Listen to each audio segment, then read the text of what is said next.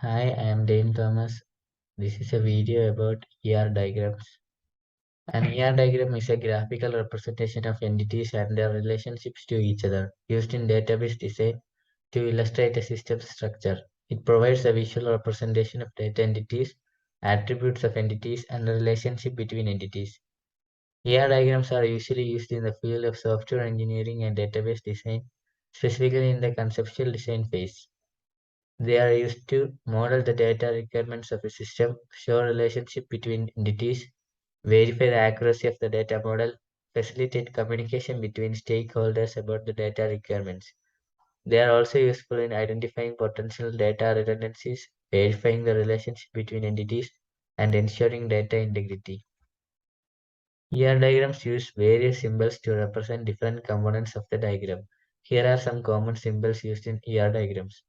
Rectangles represents an entity, diamond represents a relationship between entities, oval represents an attribute, double oval represents a multi-valued attribute, line represents a relationship between entities, arrowhead represents the direction of relationship.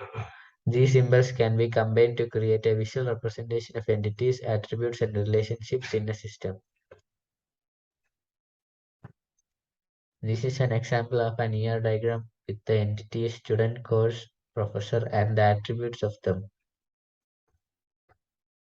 An ER diagram with student, course, and professor entities represent the relationship between student, course, and professors in a university system.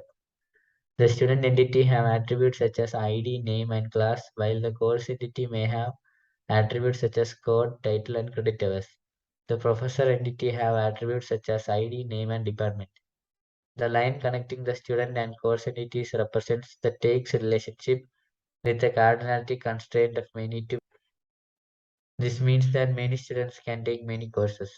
The line connecting to the course and professor entities represent the each stored by relationship with a cardinality constraint of 1 to 1.